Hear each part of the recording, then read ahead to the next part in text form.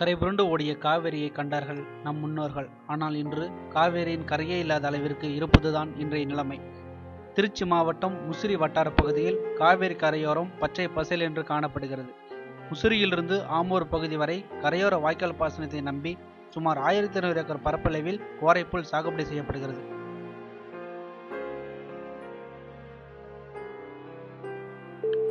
கோரைப்புல் சாகுபடி செய்ய முதலில் நிலத்தை உழுது கொண்டு பின்பு கோரைக்கிழங்கை ஊன்ற வேண்டும்.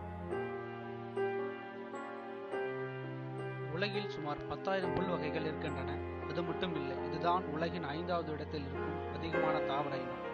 இந்த தாவர இனத்தில் இருப்பதுதான் நாணல் எனப்படுவது. நாணல் என்பது தண்ணீர் அதிகம் இருக்கும் இடத்தில் தான் வளரும். இதனால் இயற்கையிலேயே நாணலில் குளிர்ச்சி அதிகம். இந்த நாணலில் ஒரு வகைதான் கோரைப்புல்.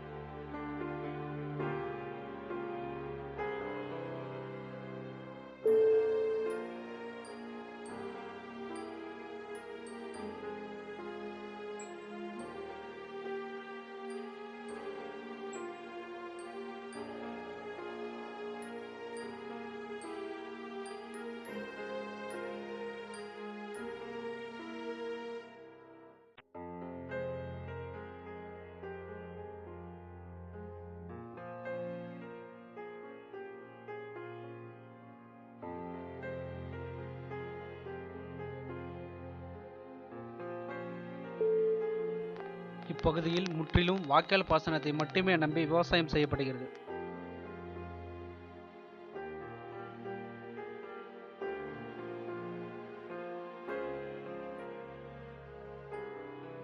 என் பேர் ஸ்டாலினுங்க. நான் இங்கே ஆமூர் கிராமத்தில் கிட்டத்தட்ட ஒரு 30 வருஷமாக அந்த கோரைப்புல் சாகுபடி செஞ்சுட்டு வர்றேன். ஒரு ஏக்கருக்கு எத்தனை கிழங்கு ஊணுவீங்க? கிட்டத்தட்ட ஒரு 2000லேருந்து 2500 கிழங்கு ஊண்டுவாங்க. அந்த ஊண்டும் போது அந்த கிழங்கு ஃபஸ்ட்டு ஊண்டும் பொழுது எட்ட ஊண்டுனா தான் அது பின்னாடி அந்த தூர் வெடித்து அந்த இடத்த பூர்த்தி செஞ்சு அந்த கோரைக்கிழங்கானது நல்லா முதிர்ச்சி அடையும் போது பரவலாக வளர்ந்துக்குங்க. அப்படியே பக்கத்தில் கிழங்கு கிளையடிச்சு ஒரு கிழங்கு பிடிங்கி காமிக்க முடியுங்களா? காட்டுறேனுங்களே. இது பக்கத்து காட்டில் இந்த கிழங்கை எடுப்பாங்க. கிழங்கை எடுத்து எங்களுடைய வயலில் இந்த கிழங்கு எட்ட ஊண்டுவாங்க. இதை ஊண்டின விதை கிழங்கு இது வளர்ந்து வரும் பொழுது இந்த வளர்ந்த கோரையை அது முதிர்ச்சி அடைஞ்சோடனே இதை அறுத்துருவாங்க. அறுத்துட்டு கீழே இருக்கக்கூடிய இந்த பொடை கிளச்சி வரக்கூடிய பொடையை அப்படியே விட்டுருவோம். இதை அடுத்த போகத்துக்கு அப்படியே இது முதிர்ச்சி அடைஞ்சு வளர்ந்துக்கிட்டே வரும். இந்த வளர்ந்த அதனுடைய கோரை எவ்வளோ உயரத்துக்கு வளருங்க? இது ஒரு 6 உயரத்துக்கு வளருங்க. 6 உயரத்துக்கு. ஆமாம். உங்களுக்கு விவசாய தேவையான பாசன வசதியெல்லாம் எப்படி இருக்குங்க? பாசன வசதிங்கிறது எங்களுக்கு ஆற்று பாசனம் தாங்க. ஆற்று பாசனத்து மூலியமாக தான் நாங்கள் இந்த ஆற்று பாசன வசதி போதுமானதாக இருக்கா, பற்றாக்குறையாக இருக்கா? பற்றாக்குறையாக தாங்க இருக்குது. காவிரி ஆறு உங்களுக்கு பக்கத்தில் இருந்தும் ஏன் உங்களுக்கு தண்ணி வரலங்கிறது? பக்கத்தில் இருந்தும் தண்ணி டேமில் இல்லாதனால வறட்சி காலங்களில் தண்ணி டேமில் தண்ணி திறந்து வர்றது கிடையாதுங்க. அதனால் இந்த கோடை காலத்தில் எங்களுக்கு தண்ணி கிடைக்காது. அதனால் இந்த கோரைக்கு முன்னாலாம் பார்த்தீங்கன்னாக்கா 6 மாதத்துக்கு ஒரு போகம் அறுத்துக்கிட்டு இருந்தோம். இப்போ வருஷத்துக்கு ஒரு போகம் தான் அறுக்கக்கூடிய ஒரு சூழ்நிலை வந்துருக்கு. தண்ணி பிரச்சனை தான் காரணங்கிறீங்க? ஆமாம், முழுக்க காரணம் தண்ணி பிரச்சனை தான். ஆமூர் பகுதியில் மட்டும் குறைஞ்சது ஒரு எத்தனை ஏக்கருக்கு பயிர் பண்ணுறாங்க கோரை? ஒரு 200 ஏக்கர் பக்கம் கோரை சாகுபடி பண்ணுறோம். 200 ஏக்கருக்கும் வாய்க்கால் பாசனம் தான் நம்பியிருக்கீங்களா? எல்லாமே 200 ஏக்கருக்கு வாய்க்கால் பாசனம் தான் நம்பி இருக்கிறோம்.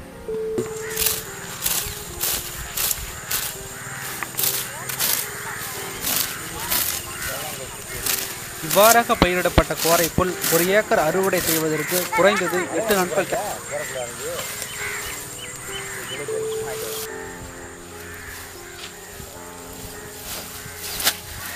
தேவைப்படுகிறது. அறுவடையின் போது நிறைய கோரைப்புல் உதிரும் பொழுது வீணாகிறது.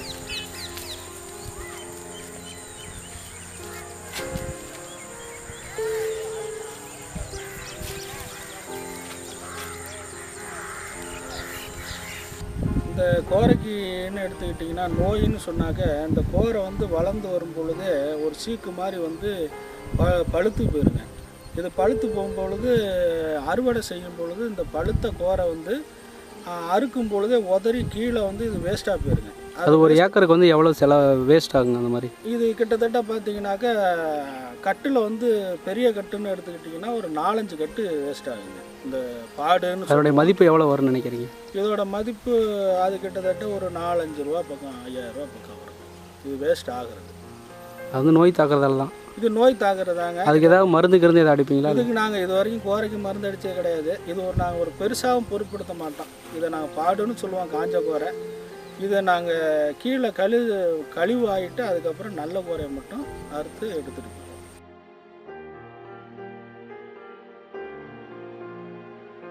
கோரைப்பிள்ளை அறுத்து கட்டிய பிறகு பாயின் உயரத்திற்கு ஏற்ப ஒரு அளவு குச்சியை கொண்டு அறுக்கப்படுகிறது.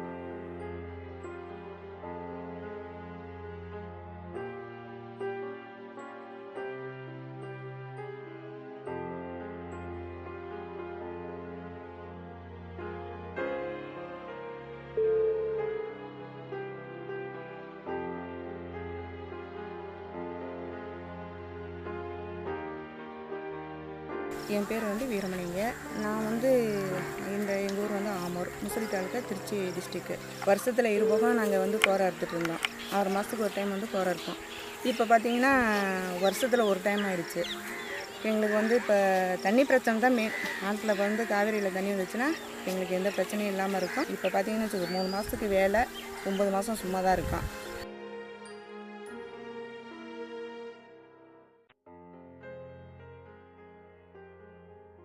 நல்ல வளர்ச்சியடைந்த கோரைப்புல் விவசாய நிலங்களில் காற்றடிக்கும் பகுதியில் சாய்ந்து கிடக்கும். வயல்வெளியில் அறுத்து கட்டிய கோரைப்புல் வாகனங்களில் கிழிக்கப்படுவதற்காக ஏற்றிச் செல்லப்படும்.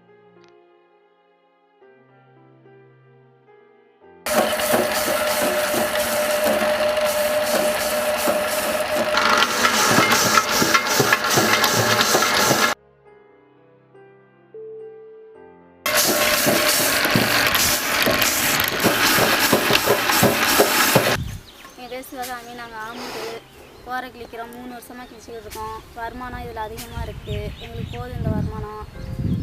6 மாதத்துக்கு கோரை இருந்தால் கிழிப்போம், இல்லைன்னா வீட்டில் தான் இருப்போம். என் பேர் கலைமணி. எங்கள் சொந்த ஊர் கோட்டூர். நாங்கள் 5 வருஷமாக அந்த கோரை தொழில் பண்ணுறோம். ஒரு கொள்ளை எடுத்து அறுத்தோம்னா 10 ரூபா லாபம் கிடைச்சாலும் கிடைக்கும், 10 ரூபா நஷ்டம் கிடைச்சாலும் கிடைக்கும். அது சீசனை பொறுத்து ஓடும். வணக்கங்க, என் பேர் பாலாஜி.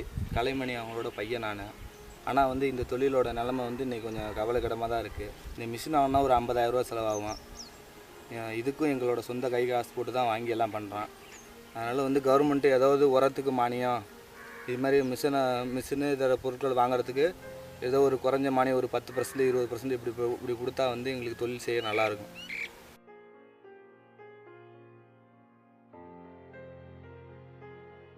இயந்திர உதவியுடன் கிழிக்கப்பட்ட கோரைகளை காவேரி கரையோரத்தில் காய வைக்கப்படுகிறது. குறைந்தது 3 நாட்கள் காய்ந்த பிறகு தட்டி கட்டுக்கட்டாக பாய் நெய்வதற்கு அனுப்பப்படுகிறது.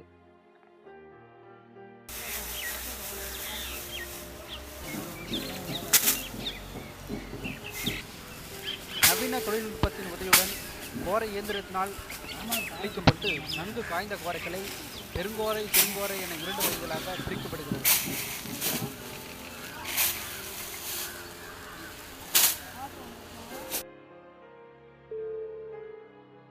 பாய் நெய்வதில் பெரும்பங்கு வகிப்பது கோரைகளுக்கு சாயம் பிடிப்பது ஆகும்.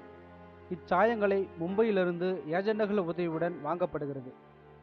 வயலட், கிரீன், ரோஸ், கேந்தி மற்றும் எல்லோ ஆகிய 5 வகையான சாயங்கள் இங்கு பயன்படுத்தப்படுகிறது.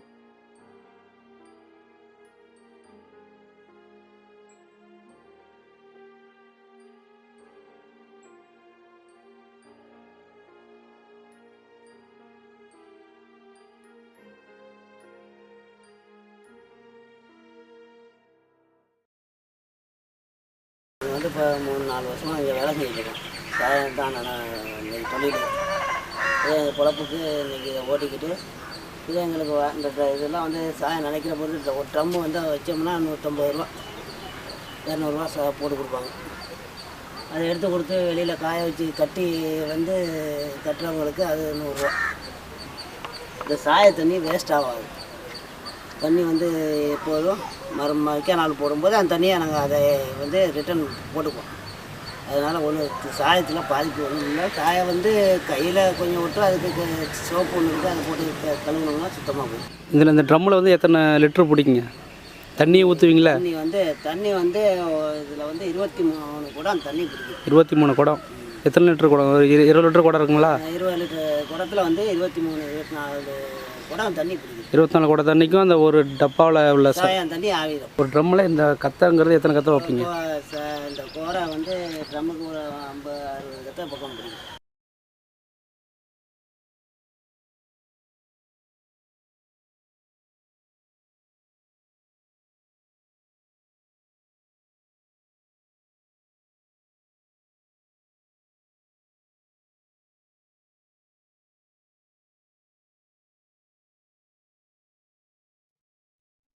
சாயம் பிடிக்கப்பட்ட கோரைகளை நல்ல வெயிலில் காய வைத்து பின்பு பாய் நெய்வதற்கு பயன்படுத்தப்படுகிறது.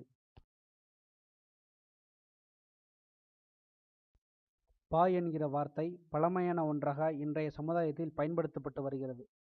வெளியில் சென்று களைத்து வீட்டுக்கு வந்ததும் பாயை விரித்து படுத்தால் கிடைக்கிற சுகமான தூக்கம் இருக்கிறது. அடடா, அதற்கு ஈடு இணையது.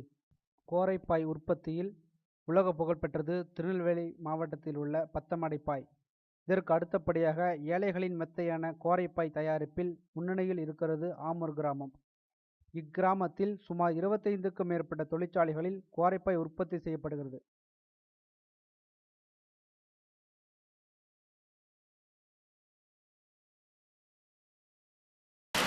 செல்வம் ஆமூரில் பாய்மல் போட்டு தொழில் பண்ணிகிட்ருக்கேன். அவருக்கு 20 வருஷமாக தொழில் பண்ணுறேன். இந்த கோரைப்புல் பாய் தான் உடம்புக்கு நல்லது. மழை காலம் வெயில் காலத்துலாம் ஹீட் இல்லாது கோரை புல்லில் வர்றதுனால. இது பிளாஸ்டிக் பாயாக இருந்தால் உடம்புக்கு வந்து ஹீட்டு. தொழில் காலப்போக்கில் ரொம்ப மோசமாக போயிட்டுருக்கு. ரா மெட்டீரியல்ஸ்லாம் வாங்க முடியல, விலைகள் அதிகமாகிடுச்சு. எங்ககிட்ட உற்பத்தி ஆகக்கூடிய பாய்கள் வந்து விலை கம்மியாக போயிட்டுருக்கு. தொழில் நசுங்கி போயிடுச்சு ரொம்ப. எல்லோரும் பண்ணுறதில்ல. இந்த ஆமூரில் ஒரு 100 மிஷின் இருந்தது, இன்றைக்கி ஒரு 10 மிஷின் தான் இருக்குது. அதுக்கு வந்து விலைவாசி தான் காரணம் சொல்கிறீங்க? மெயின் காரணம் விலைவாசி தான். ரா மெட்டீரியல்ஸ் எல்லா மூலப்பொருளும் நல்லா அதிகம். மழை காலத்தில் இந்த தொழில் எப்படி இருக்குன்னு நினைக்கிறீங்க? மழை காலத்தில் பாய் காய வைக்க முடியாது. சாயம் கெமிக்கல் வச்சு சாயம் வச்சா தான் பாய் ஓட்ட முடியும். அது சாயம் வச்சு வெயிலில் காய வைக்கணும். சாயம் வச்சு வெயிலில் காய வைக்கணும்னா அதையும் ஓட்ட முடியாது. மழை காலத்தில் கொஞ்சம் 1 மாதத்துக்கு 2 மாதத்துக்கு தொழில் பண்ணுறது கஷ்டம் ரொம்ப. மற்ற வெயில் காலத்தில் பண்ணுற மாதிரி பண்ண முடியாது. தமிழகம் மட்டுமின்றி வெளி மாநிலங்களில் புகழ்பெற்ற இந்த கோரைப்பாய் 50 ஆண்டு பாரம்பரியம் மிக்கதாகும். பாய் தயாரிக்கும் தொழில் பரம்பரையாக அடுத்தடுத்த தலைமுறையினால் நடத்தப்பட்டு வருகிறது. பாய் போட்டு படுத்தால் நோய் விட்டு போகும் என்ற பழமொழிக்கேற்ப நம் நோய் போக பாய் உற்பத்தி ஆமூர் பகுதியில் பெருமளவில் உற்பத்தி செய்யப்படுகிறது. உற்பத்தியாகும் கோரைப்பாய் சென்னை, மதுரை, கோவை, விருதுநகர் போன்ற பகுதிகளிலிருந்து வந்து மொத்தமாக வாங்கிச் செல்கின்றனர். பாய் நெய்வதற்கு பயன்படுத்தப்படும் நரம்புகள் சேலம் மாவட்டம் ஓமலூர் பகுதியிலிருந்தும் நூல்கள் வந்தவாசி பகுதியிலிருந்தும் வாங்கப்படுகிறது.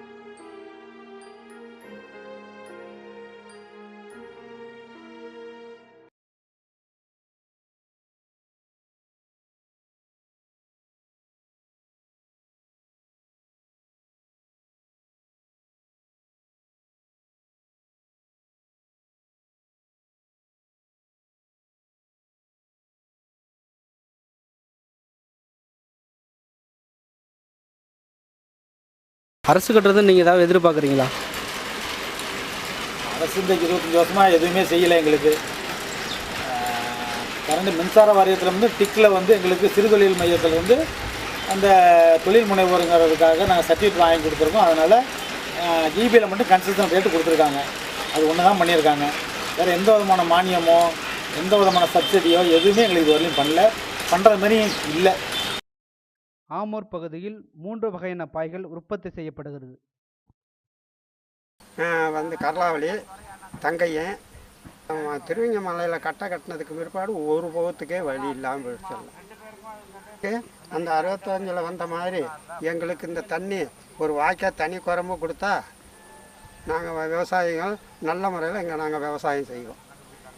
இந்த விவசாயம் பண்ணுறதுக்கு அரசு கட்டுறது நீங்கள் என்ன எதிர்பார்க்குறீங்க? எங்களுக்கு வந்து தனி வாய்க்கா தனி குரம்பு வேணுங்க, ஆமும் இருக்குன்னு. அதை செஞ்சு கொடுத்தாங்கன்னா எங்கள் விவசாயிங்க மிக்க மகிழ்ச்சி அடைவாங்க.